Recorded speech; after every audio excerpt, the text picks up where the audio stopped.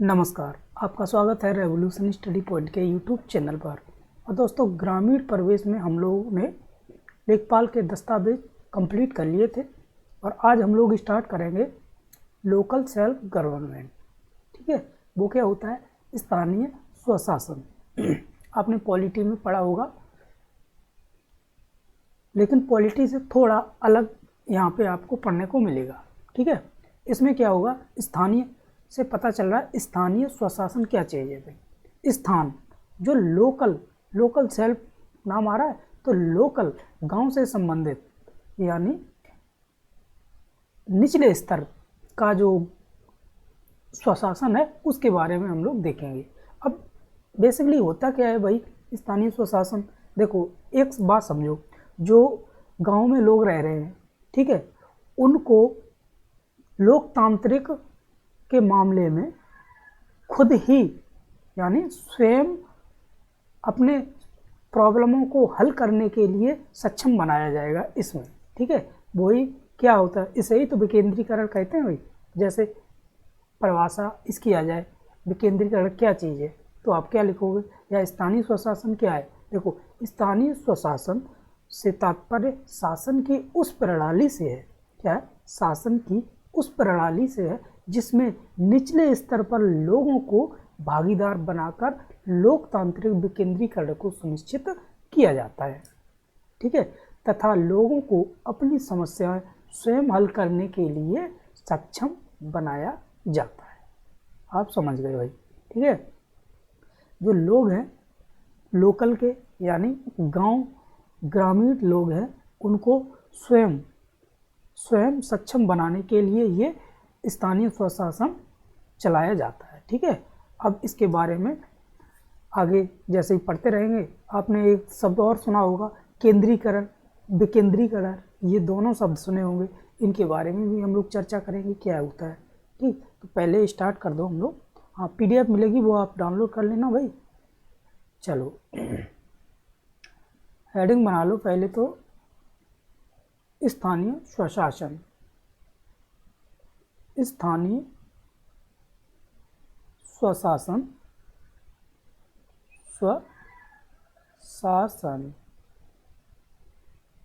Heading बना लिया आपने, स्थानीय स्वशासन। ठीक है, अब इसमें क्या है?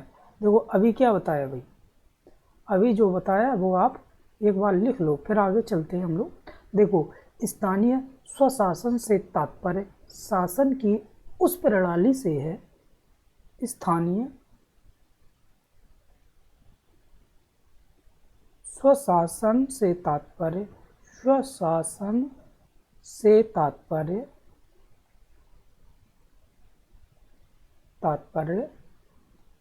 शासन की उस प्रणाली से है। शासन की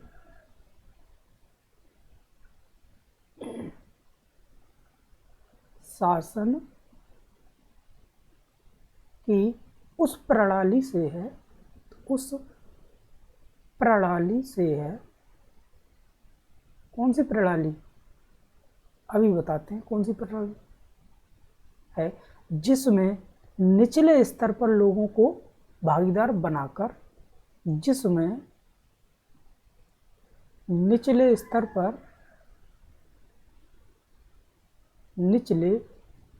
पर लोगों को भागीदार बनाकर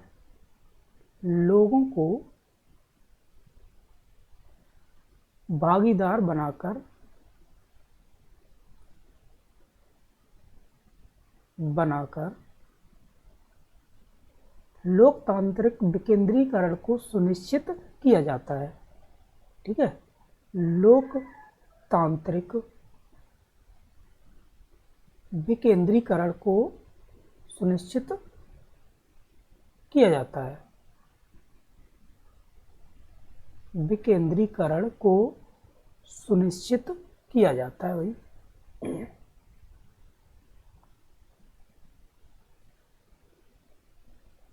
किया जाता है। ठीक है, ये बात आपने लिख ली। तो अब आगे की बात क्या है? तथा, इसी में लिखो, तथा क्या लिखोगे? तथा लोगों को अपनी समस्याएं स्वयं हल करने के लिए सक्षम बनाया जाता है। तथा लोगों को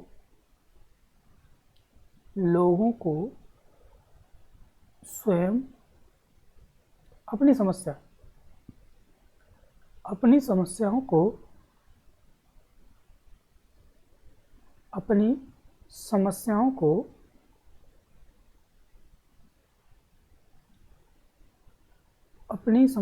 को स्वयं हल करने के लिए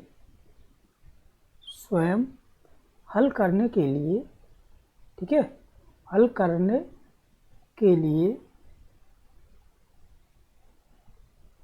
क्या बनाया जाता है भाई? सक्षम बनाया जाता है।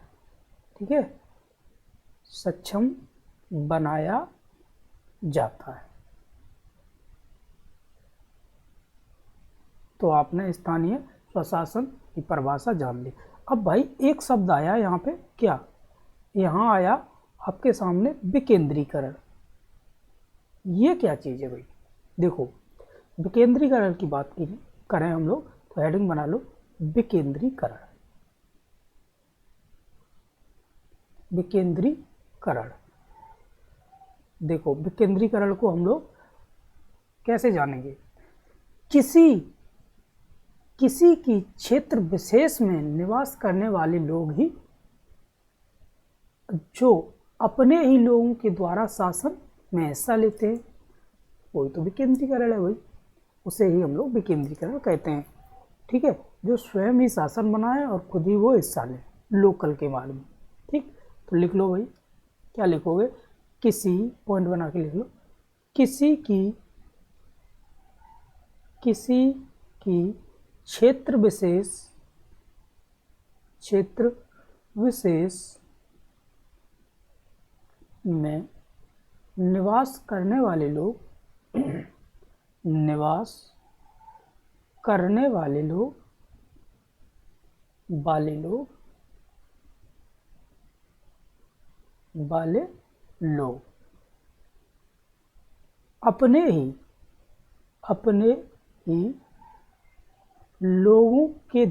अपने ही लोगों के द्वारा शासन में हिस्सा लिया जाता है। ठीक है, लिया जाता है, शासन में हिस्सा लिया जाता है। इसी को हम लोग क्या कहते हैं भाई? विकेंद्रीकरण कहते हैं। इसी को विकेंद्रीकरण कहते हैं। विकेंद्रीकरण कहते हैं। अब स्ट्रक्चर देख लो भाई, कहते हैं, साफ लिख लो इज्जत से, जो देखने में अच्छा लगे। कहते हैं।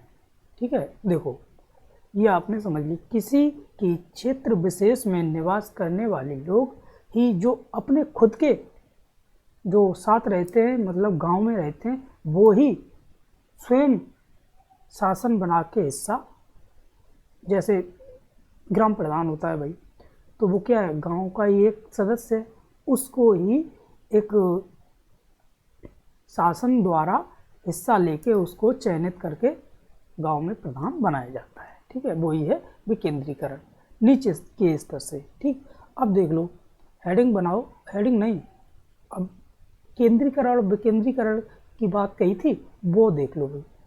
केंद्रीकरण एक तरफ लिख लो केंद्रीकरण, और एक तरफ लिखो विकेंद्रीकरण। केंद्रीकरण, देखो केंद्रीकरण विकेंद्रीकरण। बात करते हैं केंद्रीकरण। केंद्रीकरण में, एक मिनट, हाँ, केंद्रीकरण जो है वो कौन सी अप्रोच होती है? ये है ऊपर से नीचे। केंद्र शब्द क्या आ रहा है भाई? केंद्र आ रहा है, तो क्या है अप्रोच? ऊपर से नीचे की तरफ। ठीक है, ऊपर से नीचे की तरफ, मतलब पहले तो विकास होगा किसका? केंद्र का, फिर उसके बाद किसका विकास होगा भाई? राज्य का। ठीक है, उसके बाद जिला का, उसके बाद ब्लॉक का, उसके बाद गांव का। ये तो केंद्रीकरण ऊपर से नीचे अप्रोच हो गई, मतलब अप टू डाउन अप्रोच। ठीक है, और विकेंद्रीकरण क्या है? विकेंद्रीकरण मतलब नीचे से विकास होता हुआ जाएगा। पहले तो गांव का होगा, फिर ब्लॉक का होगा, फिर जिला का होगा, फिर राज्य का होगा, और फिर केंद्र का होगा। ठीक है, अब केंद्रीकरण विकेंद्रीकरण में यही दोनों बातें आप लिखो भाई। ये कौन सी अप्रोच है? केंद्रीकरण, यह ऊपर से नीचे। ठीक, और विकेंद्रीकरण होता है भाई नीचे से ऊपर। ऊपर इंग्लिश में लिखना चाहोगे? इंग्लिश में लिख लो भाई, up to down approach. Down approach, ठीक है, अप्रोच। और ये है डाउन टू अप अप्रोच। ठीक है, down to up approach, approach. ठीक, डाउन टू अप अप्रोच और डाउन टू और अप टू डाउन अप्रोच। ठीक है, अब देखो एक एक करके आप लिखो। सबसे पहले भाई विकास किसका होगा? केंद्रीकरण में केंद्र का। केंद्र का सबसे पहले तो विकास करेंगे भाई केंद्रीकरण के मामले में। ठीक, उसके बाद किसका होगा भाई? उसके बाद राज्य का विकास होगा भाई केंद्रीकरण में। और ये जो केंद्रीकरण के पक्ष में कौन है, विकेंद्रीकरण के पक्ष में कौन है, ये भी बताएंगे भाई। ठीक है, और राज्य के बाद जिला का विकास होना चाहिए केंद्रीकरण में। ठीक है, और जिला के बाद ब्लॉक का विकास होना चाहिए किसमें? केंद्रीकरण में।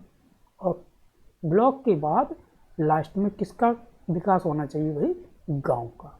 ठीक है, ये तो हो गई बात केंद्रीकरण की। अब बात करते हैं विकेंद्रीकरण में कैसा स्ट्रक्चर होगा। देखो, विकेंद्रीकरण में सबसे पहले तो गांव का विकास होना चाहिए।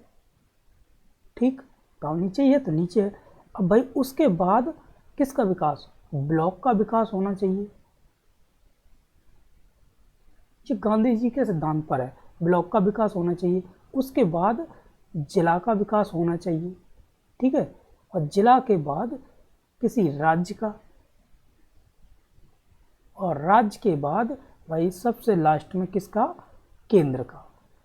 ठीक, अब देखो समझ लो, गांव का विकास हो जाएगा, उसके बाद ब्लॉक का विकास करो, ब्लॉक का विकास हो जाएगा फिर जिला का विकास करो, जिला का विकास हो जाएगा फिर राज्य का विकास करो, और राज्य का विकास हो जाएगा फिर आप केंद्र का करते रहना। ये तो जो किसके समर्थक थे विकेंद्रीकरण? ये महात्मा गांधी जी समर्थक थे, उन्होंने ऐसा स्ट्रक्चर बताया। अच्छा, आप समझ रहे हो भाई केंद्र ऊपर है, यहाँ भी केंद्र ऊपर, लेकिन इनका जो एरो देखो, वो इसमें डिक्रीज हो रहा है और इसमें इंक्रीज हो रहा है, समझ रहे? तो ये आप ध्यान रखना भाई। अब ये तो हो गया केंद्रीकरण विकेंद्रीकरण। ठीक है, एक इसी में पॉइंट लिख लो, पॉइंट का नोट बना के लिख लो भाई, नोट लगाओ,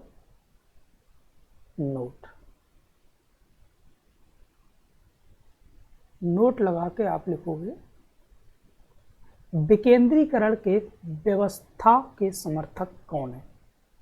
देखो, विकेंद्रीकरण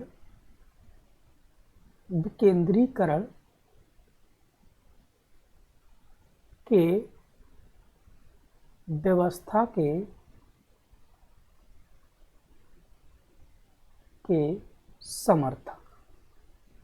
समर्थक। तो ये सीधा सीधा क्वेश्चन भी बन जाता है भाई। तो ये समर्थक कौन है भाई? समर्थक हो जाएंगे महात्मा गांधी जी। महात्मा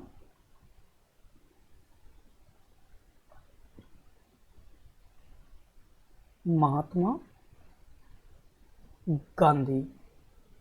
ठीक है, महात्मा गांधी जी समर्थक इसके हैं विकेंद्रीकरण। ठीक है, तो आपने ये केंद्रीकरण और विकेंद्रीकरण अच्छे से समझ लिया होगा। अब देखते हैं क्या जो स्थानीय स्वशासन है उसको इतिहास में पहुंचते हैं पहले तो, क्योंकि इतिहास पता होगा उसका तो आपको अच्छी तरह से समझ में आ जाएगा भाई। अब हेडिंग डाल लो आप ऐतिहासिक पृष्ठभूमि, ठीक है, हेडिंग डालो ऐतिहासिक पृष्ठभूमि,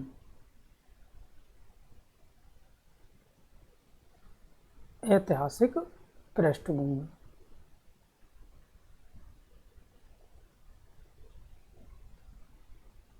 ऐतिहासिक पृष्ठभूमि, हेडिंग बना ली ऐतिहासिक पृष्ठभूमि। भाई इतिहास में चलते हैं, स्थानीय स्वशासन के बारे में देखो। अब इसमें क्या है, सबसे पहले तो 1864 में भारत सरकार ने एक प्रस्ताव के द्वारा स्थानीय स्वशासन के को मान्यता प्राप्त की। अब 1864 में भाई किसकी सरकार थी? ब्रिटिश ईस्ट इंडिया कंपनी शासन कर रहा था भारत में, ठीक।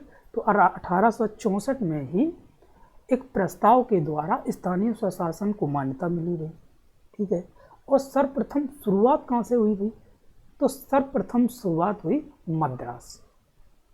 मद्रास, मद्रास कहाँ भाई? तमिलनाडु, ठीक है। मद्रास कहाँ? तमिलनाडु, चेन्नई, ठीक है।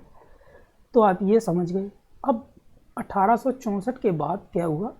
1870 में लॉर्ड मेयो, लॉर्ड नहीं डॉग भी लगा सकते हो आप, कोई दिक्कत नहीं, लगाओ। 1870 में लॉर्ड मेयो ने स्थायित्व स्थामित्व प्रदान किया उसको, और वित्तीय रूप से सशक्त बनाने के लिए एक योजना चलाई गई। इसने लॉर्ड मेयो ने, ठीक है। 70 के बाद बात आती है 1882 में। 1882 रिपन का समय आ गया भाई, इसका रिपन। जब रिपन का समय आ गया 1882 में, तो रिपन ने क्या क्या किया? इसमें स्थानीय संस्थाओं हेतु एक प्रस्ताव पास किया, ठीक है। इस प्रस्ताव के तहत क्या था? बोर्ड की स्थापना की गई। इसी प्रस्ताव में स्थानीय स्वशासन को क्या कहा जाता था? यानी आप एग्जाम में क्वेश्चन बन जाता है, स्थानीय स्वशासन को 1882 के समय क्या नाम दिया जाता है? तो मैग्ना कार्टा के नाम से वो संबोधित किया जाता है। क्या? मैग्ना कार्टा, ठीक है। अब बात करते हैं, एक क्वेश्चन और सीधा बन जाता है, स्थानीय स्वशासन का जनक किसे कहते हैं भारत में? तो भारत में स्थानीय स्वशासन का जनक रिपन को ही कहा जाता है, ठीक है। इसको रिपन को। अब जो बात बताइए वो भाई नोट कर लो। देखो, क्या आप 1864 लिखो, एक मिनट कलर चेंज करके आपको बताएं। और दोस्तों अगर आपको कोई दिक्कत हो रही है तो आप लोग कमेंट करके बताइए, और इसमें और कुछ सुधार करने की ज़रूरत होगी तो मैं ज़रूर करेंगे, ठीक। तो देखो, बस आपका सहयोग चाहिए भाई। आप जानते हो मैं लाइक शेयर कमेंट या फिर सब्सक्राइब के लिए नहीं कहता हूँ। आपको अच्छा लगे तो भाई कर लेना, नहीं अच्छा लगे तो कोई दिक्कत नहीं, ठीक है। चलो, लेकिन एक ज़रूर बात है, अच्छा ना लगे तो भाई आप बताओ, ठीक है। देखो 1864 में भारत सरकार ब्रिटिश ईस्ट इंडिया कंपनी का शासन था। इस समय भारत सरकार एक प्रस्ताव के द्वारा स्थानीय स्वशासन को मान्यता प्राप्त करेगा भाई, ठीक है। एक प्रस्ताव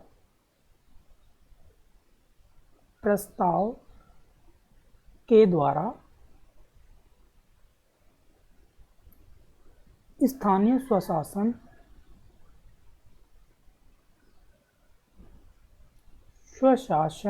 को मान्यता प्राप्त करेगा भाई, ठीक है। मान्यता प्राप्त करती है कौन? 1864 में जो भारत सरकार था वो करती है, ठीक है। तो ये करती है। अब बात करते हैं, एक और पॉइंट लिख लो।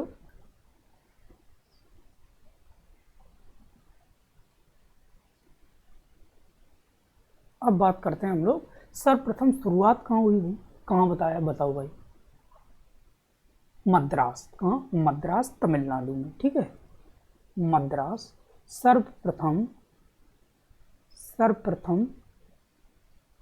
शुरुआत सर्वप्रथम शुरुआत हुई भाई मद्रास, ठीक, मद्रास तमिलनाडु, ठीक। आपने हिस्ट्री में मद्रास पढ़ा होगा, ठीक है। सर्वप्रथम शुरुआत भाई कहाँ, तमिलनाडु में, मद्रास में कर दी। अब बात करते हैं आगे क्या है, आगे क्या बताया है हमने। 1864 के बाद 6 साल बाद 1870 आ गया भाई। 1870 में क्या घटना घटी, 1870 में भाई लॉर्ड मेयो, कौन शासन करने लगा, लॉर्ड मेयो की बात आ गई, मेयो। अब लॉर्ड मेयो ने 2 काम किए, क्या काम किया, एक तो स्थायित्व प्रदान किया और वित्तीय रूप से सशक्त बनाने के लिए उसने योजना चलाई, ठीक है। तो देखो लिख लो, एक तो उसने काम स्थायित्व प्रदान किया, इसको स्थानीय स्वशासन को स्थायित्व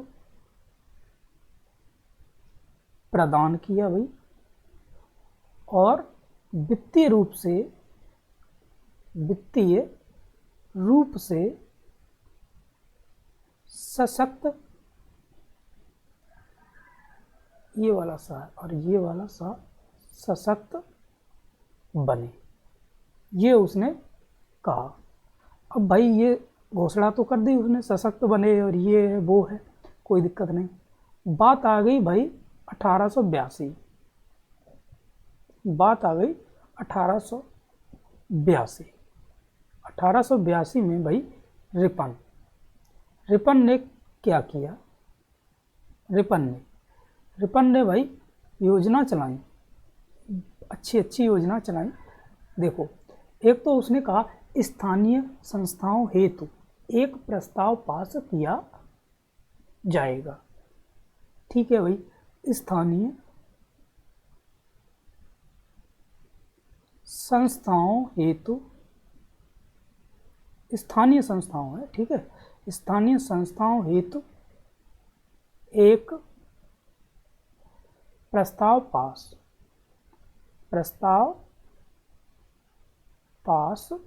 किया, एक स्थानीय संस्थाओं हेतु एक प्रस्ताव उसने पास किया। अब भाई प्रस्ताव पास करने के बाद इस प्रस्ताव के तहत जिला बोर्ड की स्थापना की गई थी, किसकी, जिला बोर्ड की। तो लिख लो, इस प्रस्ताव के तहत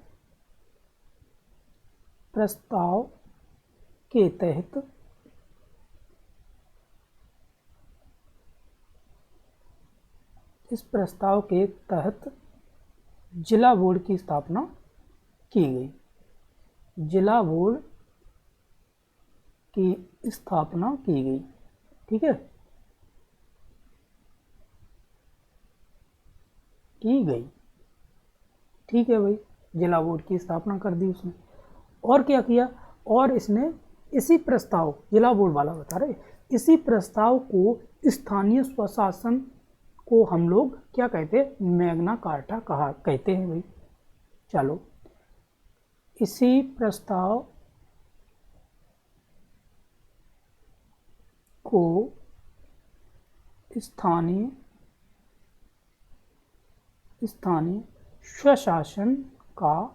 स्वशासन का मैग्ना कार्टा कहा गया, मैग्ना कार्टा कहा गया, ठीक है, कहा गया। इतनी बात समझ लो भाई। कलर थोड़ा सा चेंज करके इसको बना दो अंडरलाइन, याद रहे। अब देखो 1882 में रिपन ने इतने काम किए भाई, कोई दिक्कत नहीं।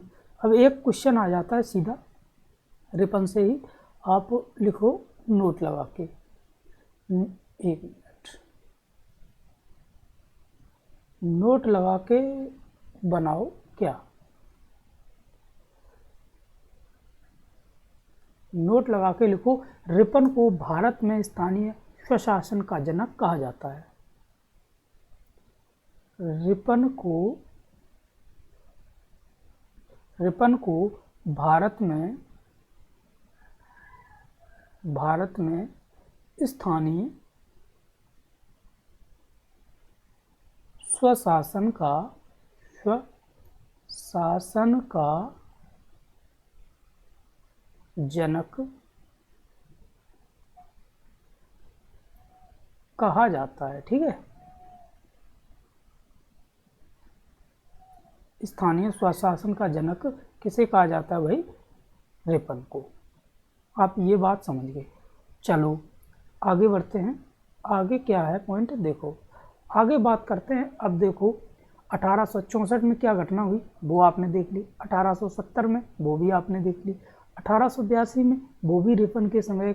और अब बात करते हैं 1907। अब 1907 की घटना आ गई भाई। 1907 में क्या हुआ? हॉब हाउस नाम सुना होगा हिस्ट्री में, इतिहास में। 1907 में हॉब हाउस की अध्यक्षता हुई। किसकी? हॉब हाउस की। ठीक है, उसमें एक आयोग गठित हुआ। क्या हुआ? एक आयोग गठित हुआ भाई। इसी आयोग को क्या कहते हैं भाई? शाही आयोग कहते हैं भाई। ठीक है, आयोग में राजनीतिक विकेंद्रीकरण की बात कही गई। कब कही गई? 1907 में। क्वेश्चन सीधा बन जाता है, विकेंद्रीकरण की बात कब कही गई? 1907। ठीक है, तो यही चीज लिखो भाई। देखो 1907 में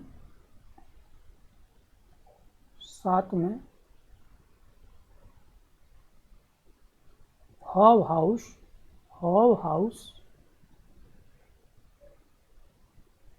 की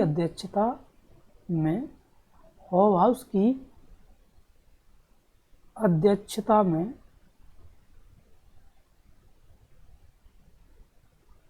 एक आयोग गठित किया गया। एक आयोग गठित किया गया। ठीक है, एक आयोग भाई गठित कर दिया गया। अब गठित कर दिया गया, उसमें किस लिए गठित किया? और जो गठित किया उसी को हम लोग क्या कहते हैं? इसे ही शाही आयोग भी कहते हैं भाई। शाही आयोग भी कहते हैं। शाही आयोग भी कहते हैं भाई। ठीक है, अब इस आयोग में क्या बात हुई? इस आयोग में बात हुई राजनीतिक विकेंद्रीकरण की। ठीक है, अब लिखो आयोग में राजनीतिक विकेंद्रीकरण की बात हुई। राजनीतिक विकेंद्रीकरण की बात हुई। ठीक है, विकेंद्रीकरण की बात हुई।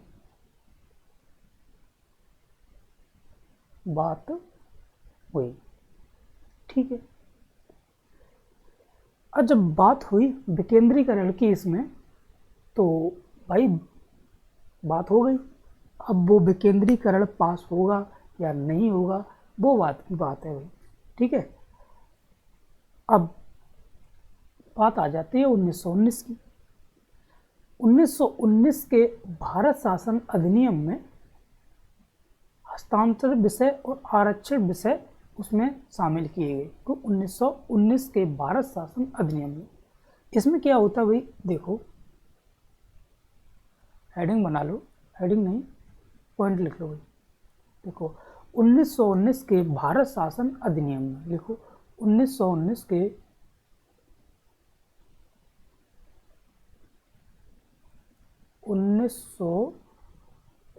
के भारत शासन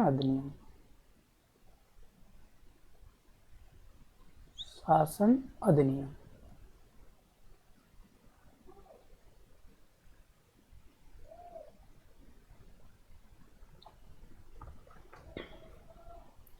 में 1919 के भारत शासन अधिनियम में बात करते हैं। हस्तांतरित विषय, हस्तांतरित विषय में क्या जोड़ा, स्थानीय स्वशासन को शामिल किया गया भाई, या स्थानीय स्वशासन को शामिल कर लिया गया। और एक और इसमें आरक्षित विषय भी जोड़े गए। ठीक है, अब स्थानीय स्वशासन को शामिल किया गया तो किसके रूप में, प्रांतों के विषय थे। इसमें किसके विषय थे भाई, प्रांतों के विषय थे, बस यही लिख लो। अब इन दोनों में प्रांतों के विषय थे, हस्तांतरित विषय में और आरक्षित विषय में। ठीक है, तो देखो इसमें लिख लो हस्तांतरित विषय में, विषय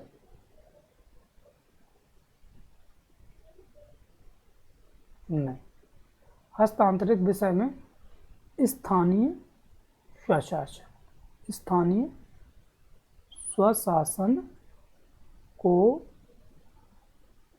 शामिल किया गया भाई, शामिल किया, ठीक, शामिल किया। उसके बाद क्या हुआ, उसके बाद आरक्षित विषय भी हुए इसी में शामिल, आरक्षित विषय,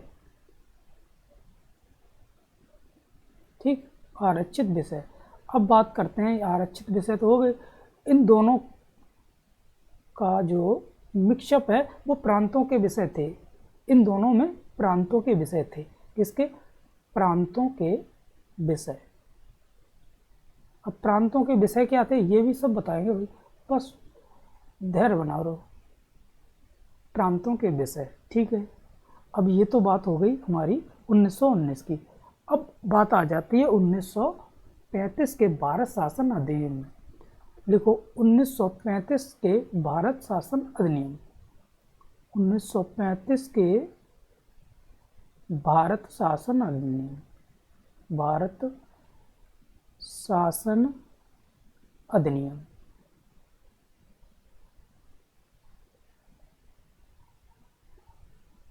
में, ठीक, 1935 के भारत शासन अधिनियम में भाई सूची जोड़ी गई, इसमें क्या जोड़ी गई, सूची जोड़ी गई। कौन कौन सी, देखो एक एक करके समझो। सबसे पहले सूची, राज्य सूची का विषय स्थानीय स्वशासन में जोड़ा गया, इसका राज्य सूची का विषय। और 3 सूची और, संघ सूची, राज्य सूची, समवर्ती सूची। चलो, मतलब राज्य सूची का विषय जोड़ा गया इसमें। सूची कितनी, 3, राज्य सूची, संघ सूची और समवर्ती सूची। ठीक है, देखो यहाँ लिख लो, राज्य सूची का विषय जोड़ा गया, राज्य सूची का विषय, राज्य सूची का विषय किसके मामले में, स्थानीय स्वशासन, स्थानीय स्वशासन, ठीक, स्थानीय स्वशासन। अब बात करते हैं सूची कितनी भाई, संघ सूची, राज्य सूची और समवर्ती सूची, समवर्ती सूची। ये 3 सूची 1935 अधिनियम में जोड़ी गई। ठीक है, उसमें से राज्य सूची जोड़ी गई 1935 में स्थानीय स्वशासन के मामले में। ठीक है, अब ये तो 1935 का हो गया। अब इसी में बात करते हैं संविधान सभा में जो गांधीवादी विचारधारा के समर्थक थे, उन्होंने क्या क्या इसमें स्थानीय स्वशासन में ऐड करने के लिए कहा। देखो, संविधान सभा, संविधान सभा में भाई गांधीवादी विचारधारा, इस लिखो गांधीवादी, गांधीवादी विचारधारा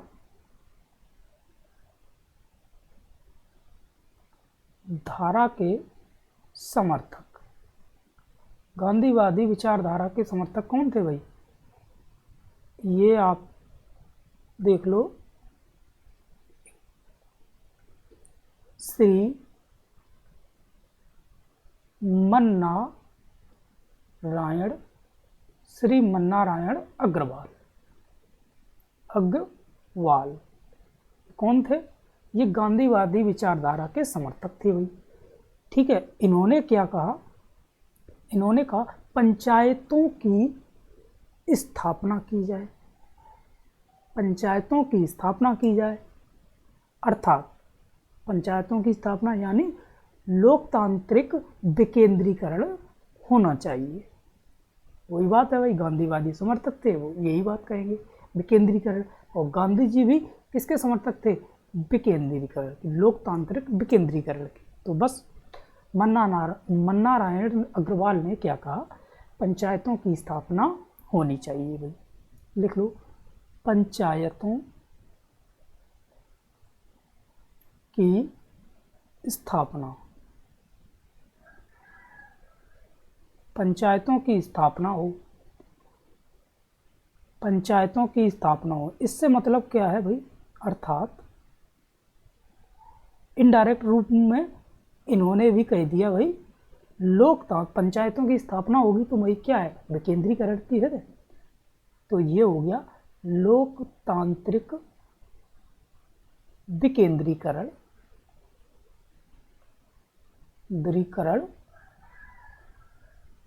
होना चाहिए। ठीक है, लोकतांत्रिक विकेंद्रीकरण होना चाहिए। ये बात किसने कहा? ये बात कही भाई मन्नारायण अग्रवाल जी ने। ठीक है भाई, ये बात तो कह दी उन्होंने। अब इन्होंने जो बात कही है ये,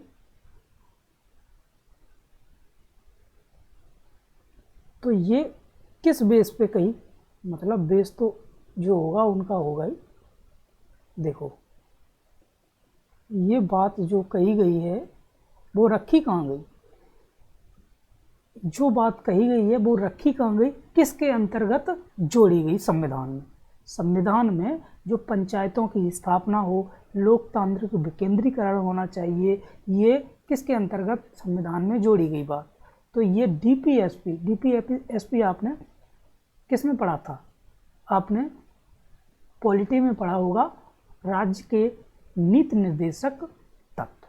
ठीक है, इसमें जोड़ा गया भाग 4 और अनुच्छेद 40 में बताया गया कि ग्राम पंचायत का गठन या स्थापना हो। ठीक है, हो नहीं होगी। तो यही बात लिख लो भाई। क्या लिखोगे? डीपीएसपी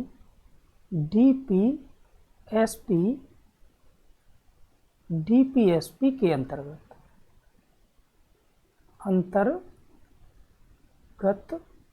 जोड़ा, डीपीएसपी के अंतर्गत जोड़ दिया भाई। अब डीपीएसपी होता क्या? बहुत से भाई नहीं जानते, लिख लो भाई। राज्य की नीति निर्देशक,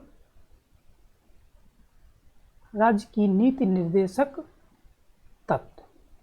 ठीक, राज्य की नीति निर्देशक तत्व। अब इसमें भाई क्या क्या जोड़ा गया? इसमें जोड़ा गया भाग 4 में और अनुच्छेद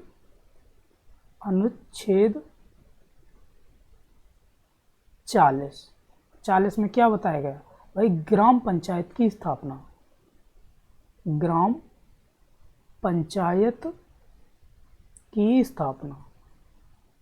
ठीक है, ग्राम पंचायत की स्थापना की बात कही गई थी। ये कब बात कही गई थी? 1935 अधिनियम के बाद जो संविधान सभा में रखने के लिए किसने? श्री मन्नारायण अग्रवाल जी ने कही गई।